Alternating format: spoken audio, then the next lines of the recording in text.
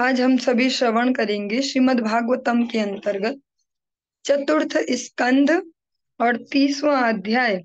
ये हमने नया प्रारंभ किया था। इसमें हम आज 5th श्लोक से 5वें नंबर श्लोक से आज हम प्रारंभ करने जा रहे हैं। ओम नमो भगवते वासुदेवाय।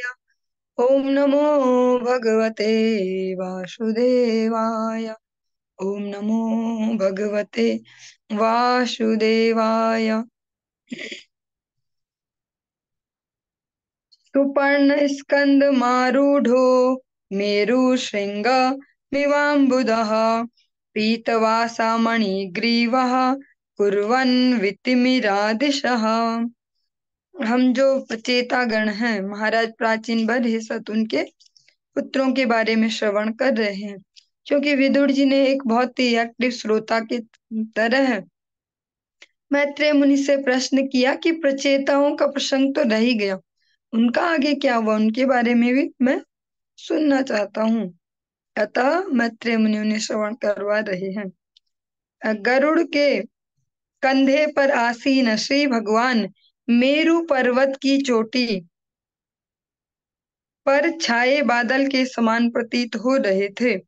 श्री भगवान का दिव्य शरीर आकर्षक पीतांबर से ढका था और उनकी गर्दन कौस्तुभ मणि से सुशोभित थी। श्री भगवान के शारीरिक तेज से ब्रह्मांड का सारा अंधकार दूर हो रहा था। भोलेनाथ ने जब प्रचेता गणों को उपदेश किया और उनके सिखाए हुए रास्ते से जब उन्होंने भगवान नारायण का भजन किया तो भगवान जल्दी प्रसन्न हो गए और उनके समक्ष उपस्थित हुए। काशिष्णुना कनक वर्ण विभूषणेन भ्राजत् कपोलवदनो विलसत् किरीटः अष्टायुधैरनुचरैर्मुनिभिः सुरेन्द्रैर् आसेवितो गरुड किन्नर गीत कीर्तिः। श्री भगवान का मुख अत्यंत सुंदर था और उनका सिर चमकीले मुकुट तथा सुनहरे आभूषणों से सुशोभित था।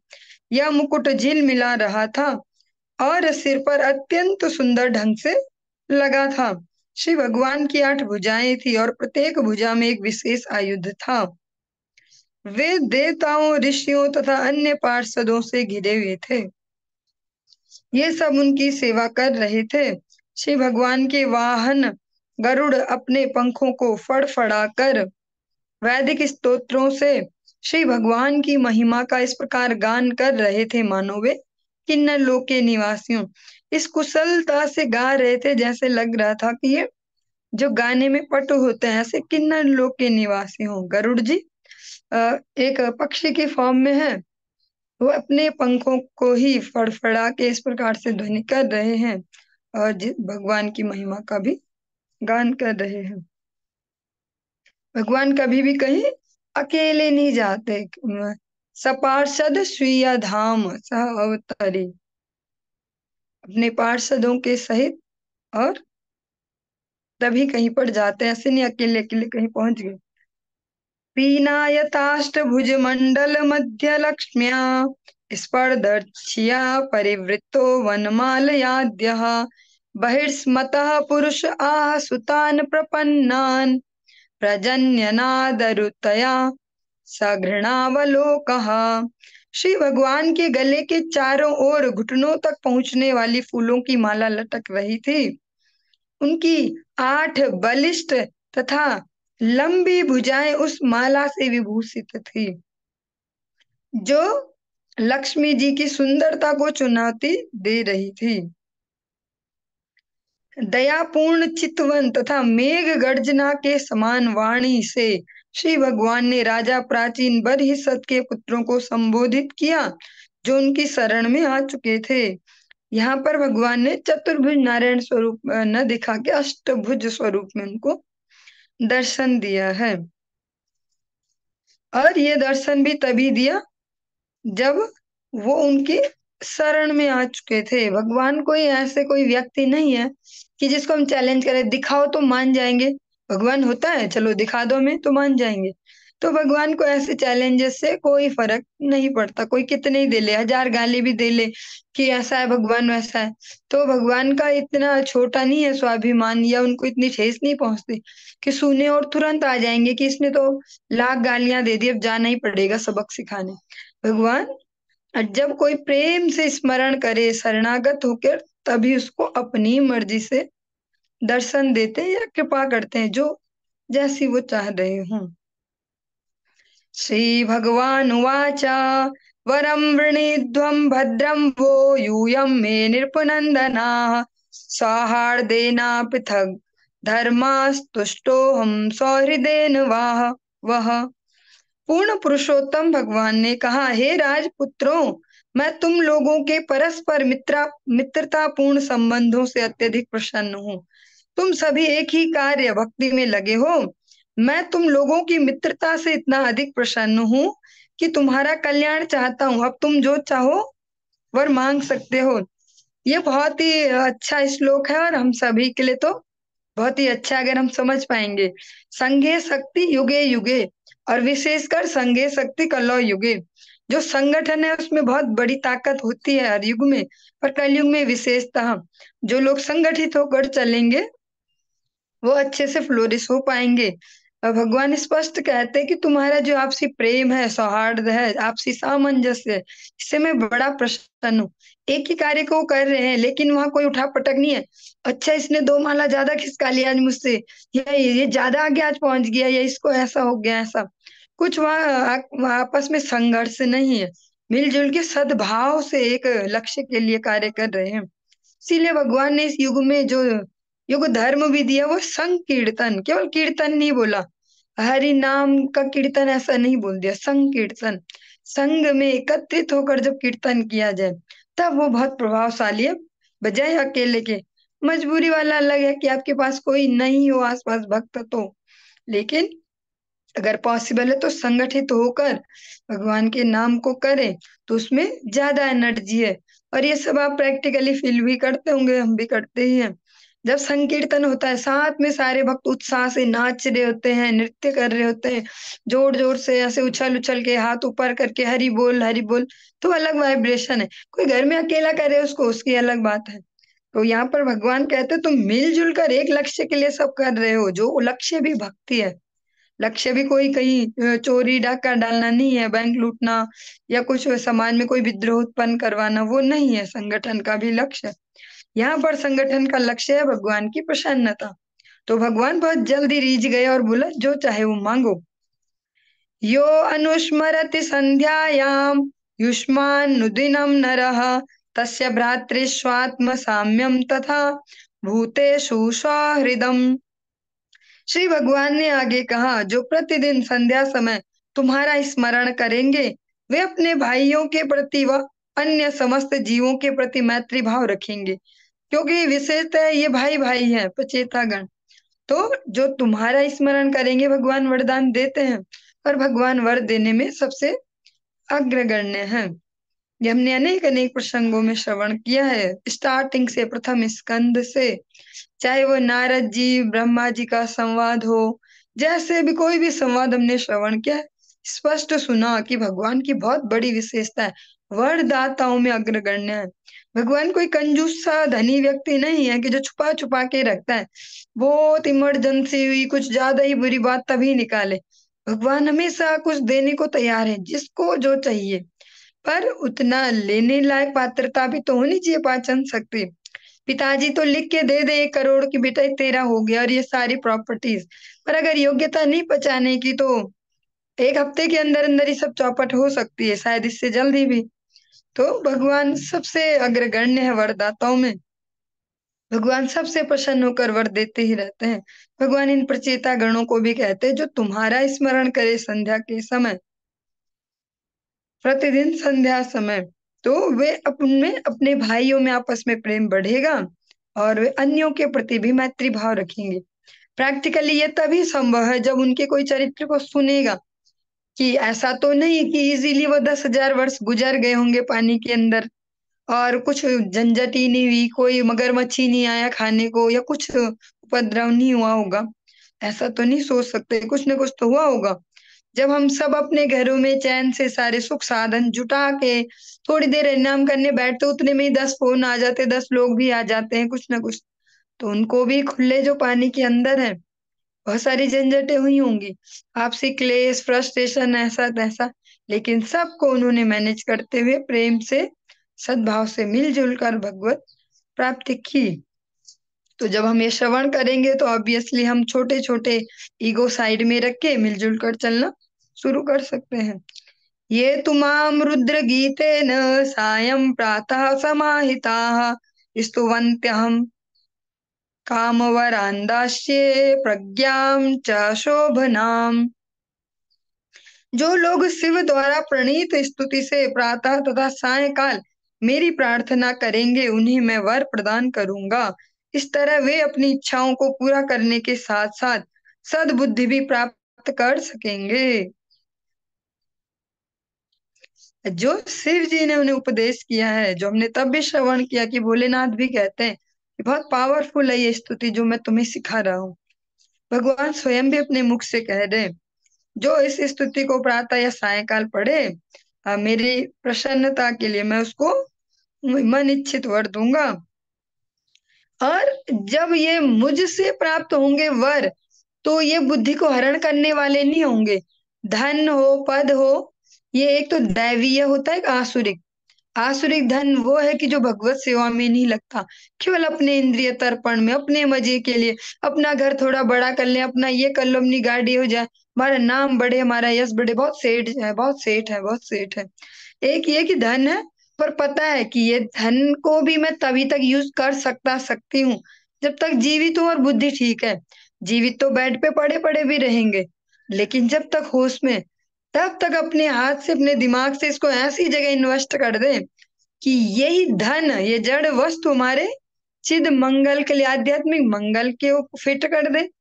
कि भैया धन ऐसी जगह हम इन्वेस्ट कर जाएं अपने रहते रहते, जो हमने रात दिन एक किया, खून पसीना, ये सारे डायलॉग्स हैं, ये सारे धन को अगर हम ठीक से भगवत सेवा में यूज कर जाएं, ऐसे कार्यों में कि जो निरंतर अनेक अनेक वर्षों तक मानवों के हित में रहेंगे, उनको भगवत भक्ति में लगाने में सहायक बनेंगे, तो अवश्य ये जड़ पदार्थ भी हमारे नित्य मंगल का कारण बन सकता है। भगवान कहते हैं कि जब मुझसे प्राप्त करेंगी ना ये धन, ये जो भी वर, इससे एक बहुत अच्छी बात होगी, बुद्धि खराब नहीं होगी, इससे साथ साथ सद्बुद्धि भी प्राप्त कर सकेंगे। और ये बहुत सेंसिटिव बात है।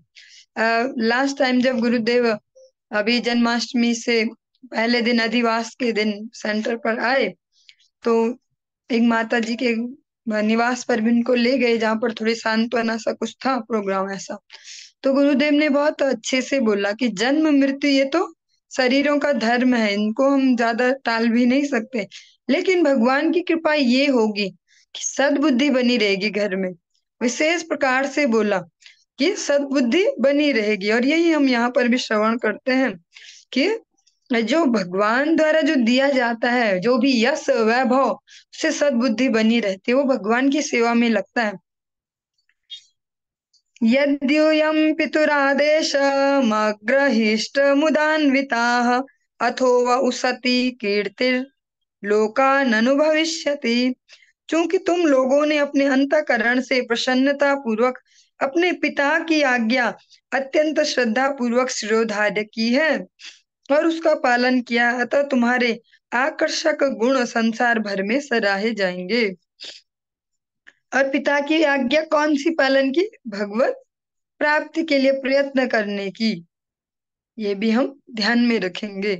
पिता की आज्ञा के पालन में तो बहुत सारी चीजें आ सकती हैं आज के समय में।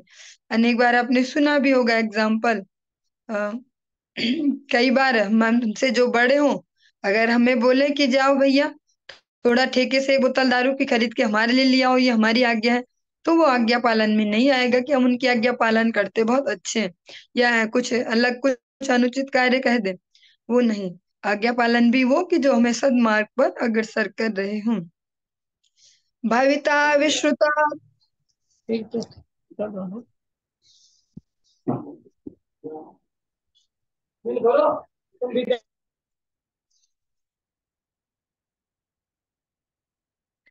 भविता विश्रुतः पुत्रो अनवमो ब्रह्मणो गुणः या एतामात्मवीर्येण त्रिलोकीं पूरयिष्यति। तुम सबको एक उत्तम पुत्र प्राप्त होगा जो ब्रह्मा से किसी भी प्रकार न्यून नहीं होगा। ब्रह्मा जी के समकक्ष ऐसा पुत्र तुम्हें प्राप्त होगा। फल स्वरूप वह सारे ब्रह्मांड में अत्यंत प्रसिद्ध होगा और उससे उत्पन्न पुत्र और पौत्र तीनों लोकों को भर देंगे।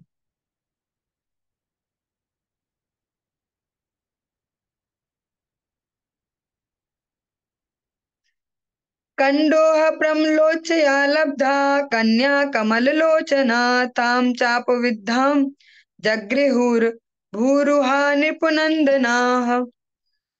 हे राजा, प्राचीन बरहिसत के पुत्रों, प्रमलोचा नामक अप्सरा ने कंडू ऋषि की कमल नयनी कन्या को जंगल के वृक्षों की रखवाली में छोड़ दिया और फिर वह स्वर्गलोक को चली गई। यह कन्या कंडू ऋषि तथा प्रमलोचा नामक अप्सरा के संयोग से उत्पन्न हुई थी।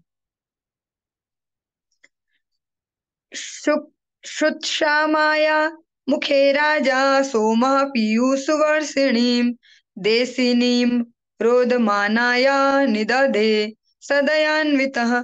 तत्पश्चात वृक्षों के संरक्षण में रखी गई वह बालिका भूख से रोने लगी। उस समय वन के राजा अर्थात चंद्रलोक के राजा ने दयावश अपनी एक उंगली तर्जनी उंगली उस शिशु के मुख में रखी जिससे अमृत निकलता था। इस प्रकार उस शिशु का पालन पोषण, जो वो कन्या शिशु है, राजा चंद्र की कृपा से हुआ। प्रजा विसर्ग आदिष्टाः पित्रा मामनुवर्तता तत्र कन्यावरारोहां तामुद्वहत माचिरम। चूंकि तुम सभी मेरी आज्ञा का पालन करने वाले हो, अतः मैं तुम्हें उस उत्तम कन्या के साथ विवाह करने हेतु कहता हूँ, क्योंकि वह अत्यंत योग्य है और उत्तम गुणों वाली है। अपने पिता की आज्ञा के अनुसार तुम उससे संतति ग्रहण करो। अपृथक धर्मशीलानां सर्वेषां व सुमध्यमा अपृथक धर्मशीलेयं भूयात् पत्न्यर पिताशया। तुम सभी भाई भक्त तथा अपने पिता के आज्ञाकारी पुत्र होने के कारण समान स्वभाव वाले हो। वह कन्या भी उसी प्रकार की है और तुम सबके प्रति समर्पित है। अतः यह कन्या तथा तुम प्राचीन वर्ष के समस्त पुत्र एक ही नियम से बंधे होकर समान पद पर स्थित हो। जैसे द्रौपदी जी के प्रसंग में हम श्रवण करते हैं, उनके 5 पति होते भी उन्हें सती स्त्रियों में गिना जाता है। ऐसे ही जो ये कन्या है प्रमलोचा, इनको भी भगवान इन जो ये प्रचेता गण है, इन भाइयों से विवाह के लिए इनको कह रहे हैं। और इसमें एक जो पॉइंट है मेन, वो क्या है?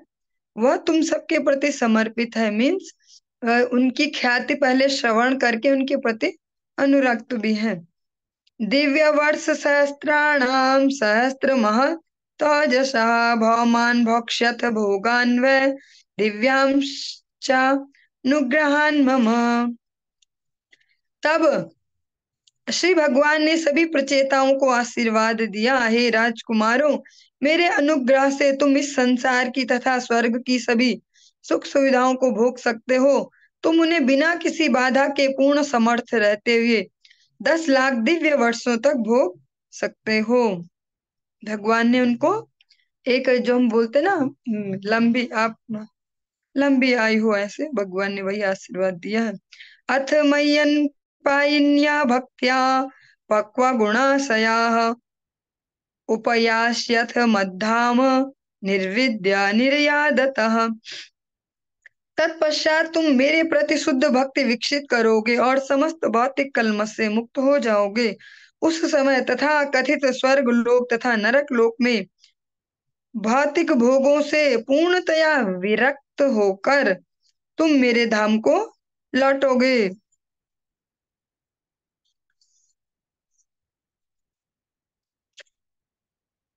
गृहेष्वाविशतां चापि पुंसां कुशलकर्मणां मद्वार्ता यातयामानां न बंधाय गृहामताः। जो लोग भक्ति के शुभ कार्यों में लगे होते हैं वे यह भली भांति समझते हैं कि पूर्ण पुरुषोत्तम भगवान ही समस्त कर्मों के परम भोक्ता है। अतः जब भी ऐसा व्यक्ति कोई कार्य करता है तो वह कर्म फल को, जो रिजल्ट है, पूर्ण पुरुषोत्तम भगवान को अर्पित कर देता है और श्री भगवान की कथाओं में व्यस्त रहते हुए सारा जीवन बिताता है। ऐसा व्यक्ति गृहस्थ आश्रम में रहकर भी कर्म फलों से प्रभावित नहीं होता। जैसा कि भगवत गीता का एक सुंदर सा श्लोक आप सभी ने स्मरण किया, यत् करोसि यदश्नासि यज्जुहोसि ददासि यत् तपस्यसि कौन्तेय तत् कुरुष्व मदर्पणम।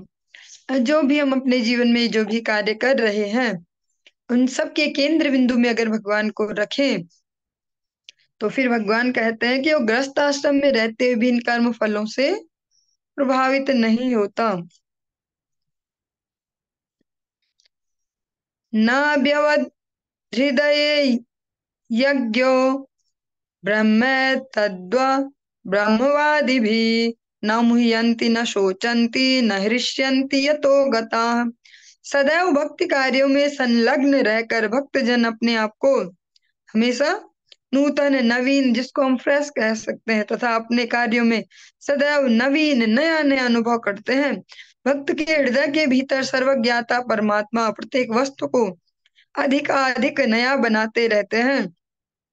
परम सत्य के पक्षधर, जिनको ब्रह्मवादी कहते हैं, इसे ब्रह्मभूत अवस्था कहते हैं। ऐसी ब्रह्मभूत अर्थात मुक्त अवस्था में मनुष्य कभी मोहग्रस्त नहीं होता, न ही वह शोक करता है, न वृथा ही हर्षित होता है। यह ब्रह्मभूत अवस्था के कारण होता है। इसको दूसरे एंगल से समझे तो जिसको ब्रह्मभूत अवस्था कह रहे हैं, ज्ञानी जन जिसको बड़ी कठिनाइयां फेस करके जहां तक पहुंचते हैं, भक्तिपूर्ण कार्यों में संलग्न रहकर सामान्य मनुष्य भी उसको बहुत इजीली प्राप्त कर सकता है। नित्य नवीन नवीन अपने जीवन में अनुभव करना। अ, हम सभी भी अपने जीवनों में देख रहे हैं, हम लगे हुए वर्षों से सुबह उठो, नहाओ धो, ठाकुर जी की आरती करनी, फिर ये करना, फिर क्या कभी भी लगता है कि आफत है, बहुत झंझट है भैया, उठो रोज सुबह नहाओ, कितनी झंझट है। सर्दियों में क्या है, 10 बजे नहाओ, हफ्ते में एक दिन नहा लो, ऐसा बहुत सारे लोग करते ही है।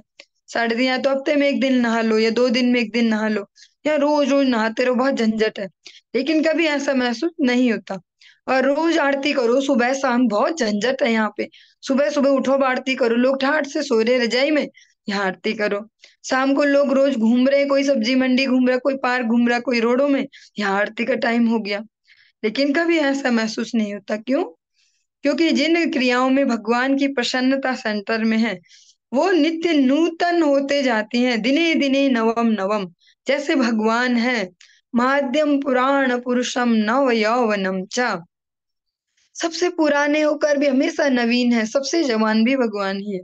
ऐसे ही भगवत सेवा भी है। वो जो प्रेम पूर्वक कर रहा है ये कंडीशन उसके लिए है। जो आफत ही समझ के कर रहा है तो उसके लिए तो आफत है ही, पर जो प्रेम पूर्ण कर रहा है उसके लिए ये झंझट नहीं है। वो प्रसन्न होता है टाइम देखते ही, वहां आरती का टाइम हो गया, चलो चलो अब आरती करनी। वैसे नहीं बोलता कि फटाफट निपटाओ, छी, परेशान हो गए, रोज रोज आरती भी करनी पड़ रही, या ऐसे चाहे भोग लगाना हो, भोग बनाना हो, कोई भी क्रियाएं हो। सारे मनुष्य यही काम तो कर रहे हैं अपने जीवन में, खा रहे पी रहे सो रहे। बस हमारे जीवन में विशेष ये हो गया गुरुवर की कृपा से, सेंटर में भगवान आ गए। शाम होते ही हमें घरों में घुस जाना है। मैं बाहर को नहीं निकलना कि अब अंधेरा होने लग गया बाहर निकल लो, हमें अंदर को घुसना है। तो ये हमारे लिए वैसे भी बेनिफिशियल है। हम अलग अलग प्रकार के सामाजिक जो कह सकते हैं अनेक अनेक प्रकार के अपराध है उनसे बच पाएंगे। ठाकुर जी की कृपा से उनकी आरती के बहाने घरों में घुसेंगे, टाइम पे भोग बनाओ, टाइम पे भोग लगाओ, ऐसे तो हम अनेक प्रकार की असुविधाओं से खुद ही बच भी जाते हैं। जो हम सुनते कि ऐसा हो गया, वहां ऐसा हुआ, शाम होते ही घरों में घुस जाएंगे कि हमें संध्या करनी, हमें पाठ कीर्तन करना, ठाकुर जी की आरती करनी, भोग बनाना। तो वो हमेशा नूतन नूतन अनुभव करते हैं, जो ब्रह्मभूत अवस्था है, इसके लिए ज्ञानी जन विशेष कष्ट उठा के वहां तक पहुंचते हैं ज्ञान मार्ग से। यहाँ बहुत इजीली नाचते गाते खाते पीते मन मर्जी से। मन मर्जी में मन मर्जी, यहाँ वो वाली मन मर्जी नहीं कि जो मर्जी। मन मर्जी में भगवान की सेवा को लक्ष्य में रखते हुए, ठाकुर जी के लिए आज ऐसा बना रही, ये भोग लगाओ ठाकुर जी का, ऐसा क्या, इस बहाने तो इजीली उस ब्रह्मभूत अवस्था को भक्त प्राप्त कर लेते हैं, जब वो अपने जीवन को ऐसा ढालते कि सेंटर में ठाकुर जी हैं। मैत्रेया उवाच एवं ब्रुवाणं पुरुषार्थ भाजनम जनार्दनम प्राञ्जलयः प्रचेतसः तद्दर्शन ध्वस्त तमोरजो मला गिरा गृणन गदगदया सुहृत्तमम्। श्री मैत्रेय मुनि ने कहा, श्री भगवान के इस प्रकार कहने पर प्रचेताओं ने उनकी प्रार्थना की। श्री भगवान जीवन की समस्त सिद्धियों को देने वाले और परम कल्याण करता है। वे परम मित्र भी हैं, क्योंकि वे भक्तों के समस्त कष्टों को हर लेते हैं। प्रचेताओं ने आनंदातिरेक से गदगद वाणी से प्रार्थना करनी प्रारंभ की। वे श्री भगवान का साक्षात दर्शन करने से शुद्ध हो गए। मैत्रेय मुनि विदुर जी से कहते हैं, भगवान ने जब ऐसा कहा, ऐसे वरदान दिया या ऐसे सुंदर वचन कहे, फिर जो प्रचेता गण है, जो भाई भाई हैं, वो उनकी प्रार्थना करते हैं। श्री भगवान जीवन की समस्त सिद्धियों को देने वाले और परम कल्याण करता है। भगवान से बड़ा शुभ चिंतक कोई हो नहीं सकता हमारा। कई बार परिस्थितियां हमें लगती विपरीत हैं, लेकिन अगर विश्वास रखें कि भगवत कृपा ही है ये, तो आगे चलकर पता चलता है कि वो विपरीत परिस्थिति में बहुत सारे फायदे हुए, बहुत सारे अननेसेसरी रिलेशन से, बहुत सारी अननेसेसरी टाइम वेस्ट करना, इससे बच गए। समझ पाते हम कि कौन हमारे वास्तव में मित्र हैं, हितैषी हैं, रिलेटिव हैं, किसको टाइम देना है, किसको नहीं। प्रतिकूलताओं में तो ये सब पता चलता है। धीरज धर्म मित्र और नारी आपातकाल पर रखिए चारे, जो चाणक्य जी हैं वो इस प्रकार कहते हैं। तो भगवान से ज्यादा बड़ा हितैषी कोई नहीं है, वही परम मित्र है। क्योंकि मित्र भी उसे ही तो कहते हैं जो हर समस्या में साथ देता है, हमेशा हमेशा ही सुझाव देता है, समस्याओं से उबारता है, हमारे आचरण को उच्च होने में मदद करता है, ना कि बर्बाद होने में, कि ये मेरा मित्र ऐसे गलत कार्य करता तो मुझे भी इसने लगा दिया इधर को। तो भगवान से सुंदर मित्र और कोई हो नहीं सकता। और मित्रता भी अगर मनुष्यों से की भी जाए, तो अगर सेंटर में भगवान है, भगवत भक्तों के मध्य मित्रता की जाए, तो वो ज्यादा बेनिफिशियल है। प्रचेताओं ने फिर गदगद वाणी से भगवान का दर्शन करके, वो ऐसे स्थिर तो नहीं होंगे जैसे हम सभी एक दूसरे को देख कर रहते हैं। जब साक्षात भगवान का दर्शन किया, भगवान से उपदेश ग्रहण किया, तो इतना आनंदातिरेक, मतलब अति आनंदित है। अभी आनंद की कोई सीमा नहीं है। एक तो हम खुशी बोलते, मजा बोलते, वो अलग हो गया, आनंद अलग हो गया, वो सतोगुणी है।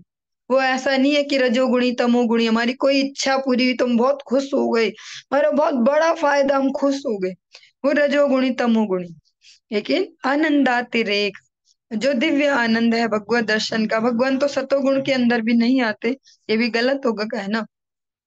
उनका जो आनंदातिरेक है, अतिशय जो आनंदित है, उससे वाणी गदगद हो गई।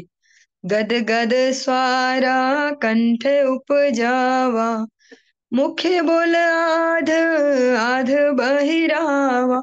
अब कुछ दिनों बाद ही, लगभग 13-14 दिन बाद, हम सब नाम कीर्तन प्रारंभ करेंगे। अभी से थोड़ा थोड़ा उनको पढ़ना वगैरह शुरू कर दें आप सभी, ताकि सरल रहे। इसी प्रकार से गदगद वाणी से प्रचेतागण भगवान की प्रार्थना करते हैं। वे भगवान का साक्षात दर्शन करने से शुद्ध हो गए। हृदय की सारी कलमस्ता, पहले तो है भी नहीं, इतनी सारी तपस्या करने के बाद, एक परम वैष्णव से शरण लेने के बाद, फिर भी अगर कोई बचा खुचा कहीं कोने में कोई कलमस था भी, तो सब दूर हो गया भगवत दर्शन से। प्रचेत स ऊचुहु नमो नमः क्लेश विनाशाय विनाशनाय निरूपितो दार गुणा वायाय मनोवचो वेग पुरोजवाय सर्वाक्ष मार्गैर्गता ध्वने नमः। प्रचेताओं ने कहा, हे भगवान, आप समस्त प्रकार के क्लेशों को हरने वाले हैं। आपके उदार दिव्य गुण तथा पवित्र नाम सर्वथा कल्याणप्रद हैं। इसका निर्णय पहले ही हो चुका है। आप मन तथा वाणी से भी अधिक वेग से जा सकते हैं। आप भौतिक इंद्रियों द्वारा अनुभव नहीं किए जा सकते। अतः हम आपको बारंबार सादर नमस्कार करते हैं।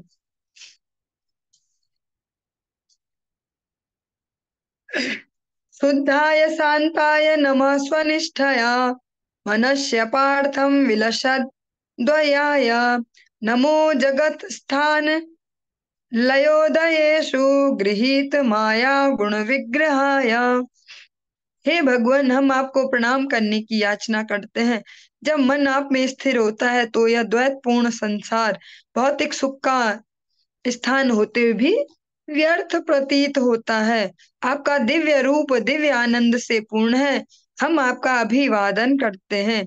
ब्रह्मा विष्णु तथा शिव के रूप में आपका प्राकट्य इस दृश्य जगत की उत्पत्ति पालन तथा संहार के उद्देश्य से होता है।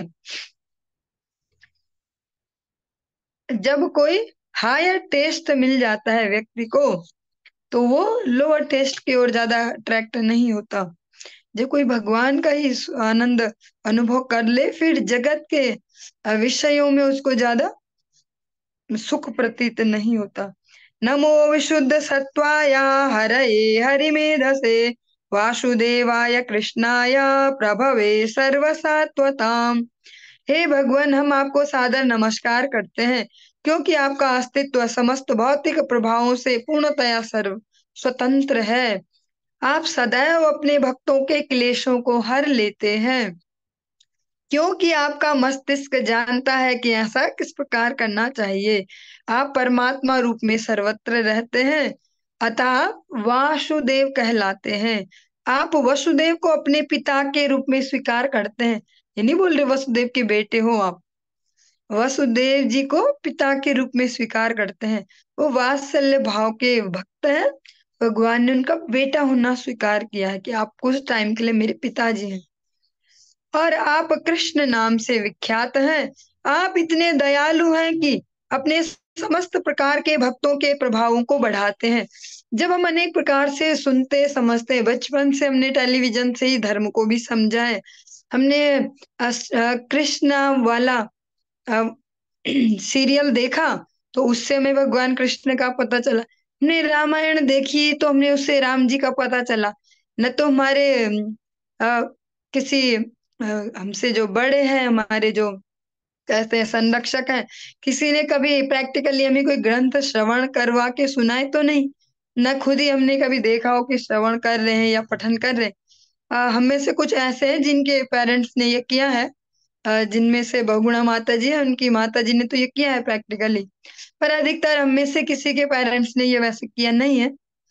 तो हमने केवल टीवी से इधर उधर से सुन के ही तो समझा कि भगवान जी क्या होते हैं। तो यही पता है कि भगवान विष्णु के अवतार होते हैं, ये राम जी कृष्ण और ये सब कुछ। यहाँ पर हम श्रीमद् भागवतम श्रवण कर रहे हैं जो वेद व्यास जी ने समस्त वेद वेदांत उपनिषद के उपरांत समस्त पुराणों को देने के बाद फाइनल एसेंस दिया। और यही हम आज की डेट में हर फील्ड में भी तो कहते हैं। जो व्यक्ति जितना अधिक वर्किंग करते जाता है उसकी वर्किंग और परफेक्ट होते जाती है। फाइनल एसेंस आगे कोई अभिनेता भी है तो पहले वो कैसे फिल्म करता था, आज वो बुढ़ापे में कोई पिक्चर कर रहा तो बोल रहे वो तुरंत हिट हो रही क्योंकि उसका एक्सपीरियंस बढ़ गया। अगर हम ऐसा वेद व्यास जी के लिए भी सोचे, वैसे तो भगवत विग्रह है, पर श्रीमद् भागवतम उनका फाइनल कंक्लूजन है जिससे उन्होंने रिटर्न किया है। और भगवान का साक्षात वांग्मय विग्रह है। अभी जो प्रचेतागण दर्शन कर रहे हैं वो चतुर्भुज नारायण रूप भी नहीं है जिसको हम समझते हैं कि यही भगवान होते हैं, इनके सारे अवतार हैं। जैसा अभी टेलीविजन से इधर उधर से हमने समझा बचपन से, यहाँ पर भगवान 8 हाथ वाले हैं। 8 हाथ वाले, ऐसा हमने कहीं श्रवण तो नहीं किया था बचपन में कि भगवान जी के 8 हाथ भी थे और ऐसे आए थे। उनके सामने ये प्रचेतागण ये कह रहे हैं आप वसुदेव के पुत्र होने को आपने स्वीकार किया है और परमात्मा स्वरूप है, सब जगह विराजित है, इसलिए वासुदेव है। वासुदेव में से एक व्यापकता के रूप में भी है। ये सब जगह जो विराजमान है और कृष्ण नाम से विख्यात है। तो यह कैसे कहा जा रहा है कि कृष्ण नाम से विख्यात है? तो जब हम सद ग्रंथों के आश्रय में जाएंगे सही जानकारी वहीं से प्राप्त होगी। टेलीविजन में जो भी हम देख रहे हैं वो किसी व्यक्ति ने वो थीम लिखी है, उनके भी मस्तिष्क की एक सीमा होगी समझने की, किस स्तर पर वो किस विषय को समझते हैं। क्योंकि आज की डेट में तो अनेक प्रकार की छूट भी मिल गई है, इसी टेलीविजन को देखें कुछ भी कर सकते हैं। वही एक्टर आज बहुत बड़े दुराचारी का रोल करता है, कल को वही राम का भी रोल कर सकता है। तो हम उनको से कोई ज्यादा शिक्षा नहीं ले पाएंगे। तो जो ग्रंथ है हमेशा से प्रामाणिक है और इसीलिए हम देखते हैं कि जो सिख परंपरा है उसमें ग्रंथ को ही गुरु कहकर उनके जो फाइनल गुरु है उन्होंने कह दिया कि ग्रंथ को ही अब तुम गुरु मान लो, क्योंकि ग्रंथ हमेशा रहेगा, प्रामाणिक भी है। नमः कमल नाभाय नमः कमल मालिने नमः कमल पादाय नमस्ते कमलेक्षण। हे भगवान, हम आपको सादर नमस्कार करते हैं क्योंकि आपकी ही नाभि से कमल पुष्प निकलता है जो समस्त जीवों का उद्गम है। आप सदैव कमल की माला से सुशोभित रहते हैं और आपके चरण सुगंधित कमल पुष्प के समान हैं। आपके नेत्र भी कमल पुष्प की पंखुड़ियों के सदृश हैं। अतः हम आपको सदा ही सादर नमस्कार करते हैं। नमः कमल किंजल विसंगामलवाससे सर्वभूत निवासाय नमो अयुंगक्ष महिषाक्षिणे।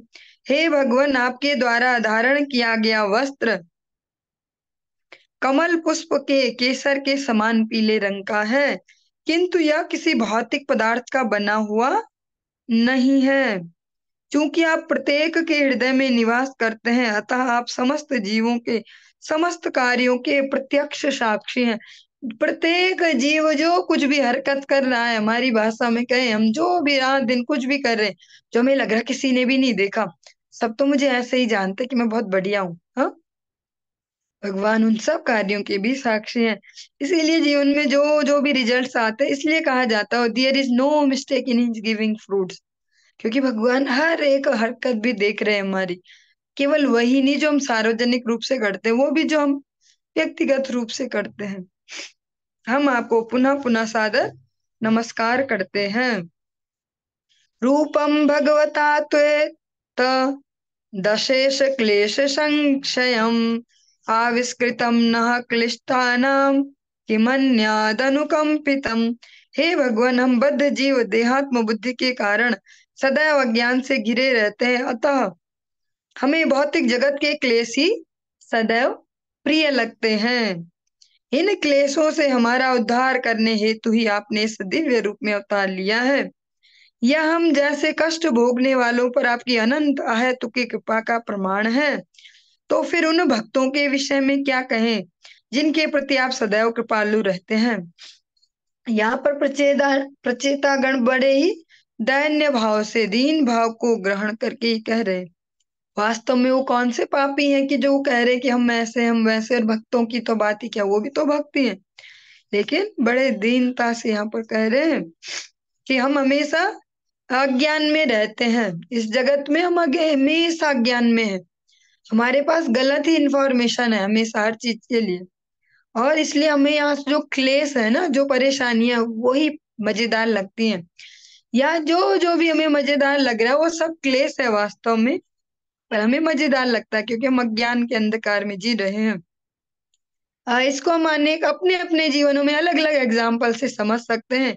जिनको ज्यादा बाजार में घूमना पसंद हो, ज्यादा चमक धमक, शादियों में ऐसा म्यूजिक, हाई म्यूजिक चल रहा है, कुछ वैसा, और सब अजीबो गरीब ऐसे, तो उसको तो सब मजा ही तो समझते कि मजा आ गया, वहां आज शादी में जाएंगे, वहां बहुत मजा आएगा, बहुत मजा आएगा, आज वहां मेला लगा, बहुत मजा आएगा। लेकिन वास्तव में तो क्लेश ही है, धन का भी नाश है, अपनी एनर्जी का भी नाश है, या जिस प्रकार से सभी अपने अपने हिसाब से समझ सकते हैं। प्रचेतागण कहते हैं हमें क्लेश ही पसंद आते हैं, यहाँ जो क्लेश है वही हमेशा पसंद आता है, और आपने इन क्लेशों से ही हमें उबारने के लिए ये अवतार लिया है। जो हम पापिष्ट जीव हैं, हम पर आपकी इतनी ज्यादा कृपा है, तो उन भक्तों का क्या कहें कि उन पर कितनी कृपा होगी, जो आप पर ही हमेशा निर्भर है। आप ही जिनके जीवन के केंद्र बिंदु हैं, आपके लिए जो समस्त क्रियाएं कर रहे हैं, जिनके एक एक श्वास पर आपका ही अधिकार है, उनके बारे में क्या कहें।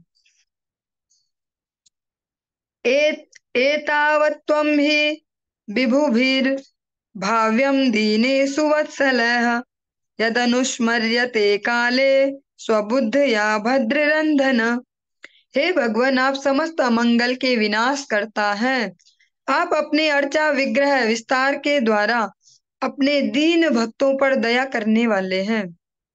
आप हम सबको अपना शाश्वत दास समझें। आप समस्त अमंगल के विनाश करता है। जो भी हमारे जीवन में अमंगलकारी है, नष्ट प्राय अभद्रेषु नित्य भागवत सेवया, ये हम श्रवण करते हैं भागवत जी की महिमा में। और भगवान और भागवत जी में कोई अंतर नहीं है।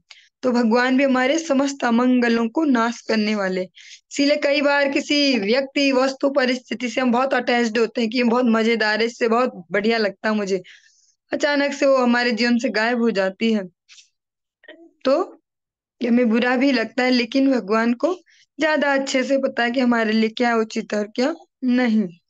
आप अपने अर्चा विग्रह विस्तार के द्वारा अपने दीन भक्तों पर दया करने वाले हैं। जो भगवान के अर्चा विग्रह हैं, जिनको हम श्री विग्रह कह रहे हैं, वो भगवान ने अपने भक्तों पर दया करके उस विग्रह को प्रसारित किया है। क्योंकि एक विग्रह सेवा से काफी कुछ चेंज हो जाता है जीवन में, जो धैर्य से करना सीख पाए धीरे धीरे। एक तो टाइम पे सब करना पड़ेगा, फिर टाइम पे उठो, आरती करो, अब इनका भोग भी बनाओ, ठीक से भी बनाओ, स्नान कराओ, ये करो वो करो। तो जीवन में खुद ही जबरदस्ती से अनुशासन आने लग जाता है। तो कहते हैं ये आपने दयावश इस रूप को अपना विस्तार किया है अच्छा विग्रह के रूप में। आप हम सभी को अपना परमानेंट दास समझे, हमेशा हमेशा का शाश्वत दास समझे। इस प्रकार से प्रचेताकरण भगवान को कहते हैं। चलिए आज के इस प्रसंग को हम यही विश्राम देंगे, आगे कल कंटिन्यू करेंगे। हरि बोल।